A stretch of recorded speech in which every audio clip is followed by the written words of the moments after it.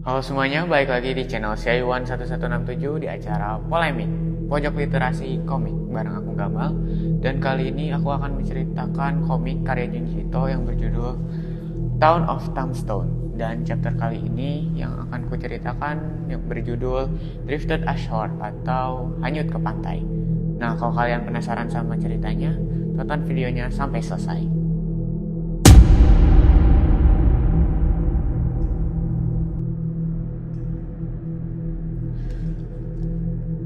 Suatu berita mengatakan bahwa ada suatu makhluk yang terdampar di pantai Pasifik. Dan ada seorang pemuda yang penasaran akan hal itu. Dia pun datang ke sana. Saat dia lihat makhluk tersebut, dia memiliki panjang sekitar 30 meter dan memiliki mata yang banyak dan juga menyeramkan. Dia juga melihat di berita itu adalah paus, namun mau dilihat dari manapun itu bukanlah paus. Itu seperti makhluk prasejarah. Lalu entah kenapa pemuda ini tetap datang ke sana. Padahal dia sangat benci dengan makhluk yang berada di laut yang dalam. Dia memiliki ketakutan tersebut karena saat kecil dia pernah dibawa oleh orang tuanya ke kebun binatang yang memiliki akuarium. Dan kebun binatang ini berada di suatu kota yang terpencil. Akuarium ini diisi dengan hewan yang menyeramkan. Dan dia pun merasa takut akan hal itu. Dan semenjak itu, dia sering kali bermimpi. Dia bermimpi menjadi seorang yang mengambang di lautan yang dalam. Dan dipenuhi dengan monster yang sangat menyeramkan.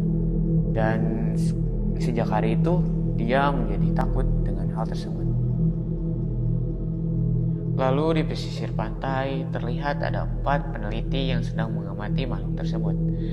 Dan setelah diamati, makhluk tersebut memiliki tonjolan yang sangatlah banyak.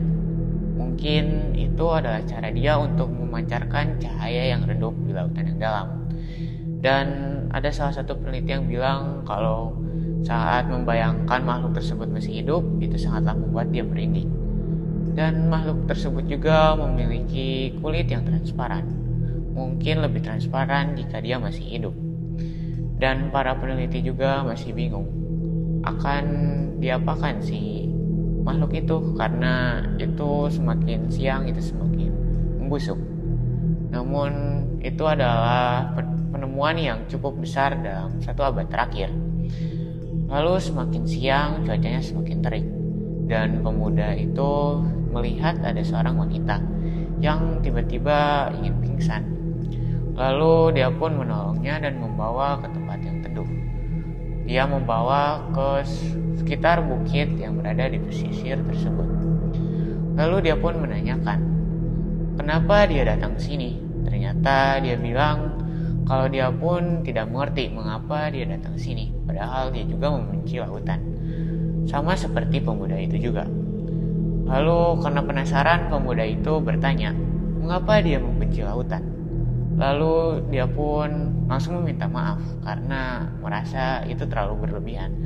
Namun wanita itu lanjut menceritakan. Wanita itu bernama Mie. Wanita itu menceritakan bahwa dia memiliki kenalan. Dia adalah seorang kenalan yang ternyata menjadi korban kapal feri yang terkena badai di semenanjung Izu. Dia setelah menunggu selama 7 tahun namun tiada kabar sama sekali. Kapal tersebut juga menghilang, korban-korbannya juga ikut menghilang, entah kemana. Mendengar hal itu, pemuda itu pun sedih, dan juga dia pun menanyakan, siapa kenalan itu? Apakah teman dekat dari wanita itu? Dan dia bilang kalau dia adalah tunangannya. Lalu dia sangatlah sedih mendengarnya.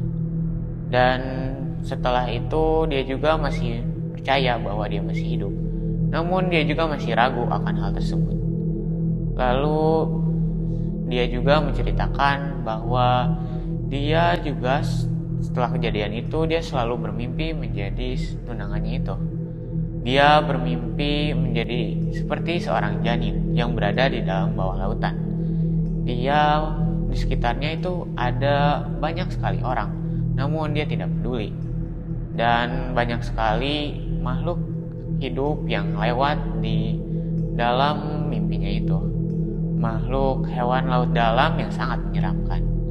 Dan namun dia sama sekali tidak khawatir saat diserang oleh hewan tersebut karena di depannya ada pelindung merupakan kulit yang sangat transparan.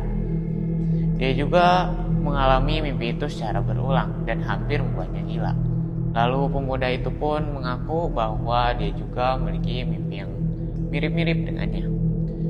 Semakin siang penontonnya juga semakin banyak. Para peneliti meminta agar penonton tidak menyentuh dari makhluk tersebut.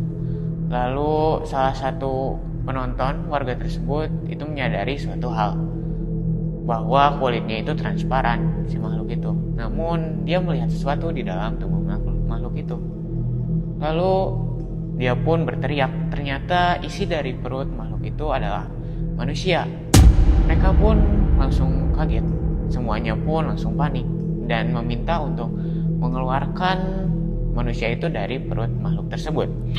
Lalu karena itu para penonton pun mengira bahwa makhluk tersebut adalah monster pemakan manusia.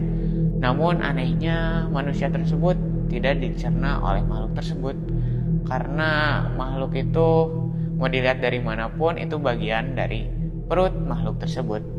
Namun manusia di dalamnya masih utuh. Lalu para peneliti pun membuka perut dari si makhluk itu dan benar saja banyak sekali manusia yang keluar dari tubuh makhluk tersebut. Mie dan pemuda itu karena penasaran turun ke bawah dan melihat apa yang terjadi. Dan saat dia sampai, dia melihat bahwa ada banyak manusia yang keluar dari perut makhluk tersebut. Dan manusia tersebut juga masih gerak dan masih hidup. Saat didekati, ternyata Mie mengenali seorang. Ternyata seorang itu bernama Tadashi. Dia adalah tunangannya, yang merupakan korban kapal karam yang terjadi di Semenanjung Izu 7 tahun lalu. Dan pemuda itu pun meyakinkan bahwa apakah itu benar-benar Tadashi. Dan dia tidak salah. Dan itu benar-benar Tadashi. Lalu yang mendengar pun pada kaget. Dan bagaimana bisa 7 tahun lalu dia masih bisa hidup. Para peneliti juga pada kebingungan. Bagaimana bisa itu masih hidup. Dan berarti para korban di sana itu adalah korban dari kapal karam itu juga. Saat Mie bertanya dan apakah dia mengingat dia sebagai tunangannya, Tadashi tidak menjawab. Dia hanya berteriak selayaknya monster. Dan korban yang lainnya pun pada merangkak seperti memberontak dan ingin pergi dari pesisir pantai itu. Dan para peneliti pun meminta agar para warga yang ada di sekitar sana menahan mereka agar tidak keluar. Dan pemuda itu pun menyatakan sesuatu, bahwa manusia yang menjadi korban itu seperti parasit. Mereka memakan nutrisi dari makhluk tersebut agar bisa hidup. Namun para peneliti juga masih kebingungan bagaimana bisa itu terjadi. Dan setelah beberapa kali diteliti bahwa manusia tersebut memiliki kelainan psikologis. Lalu apa yang mereka lihat saat dia berada di dalam lautan. Dan chapter pun selesai.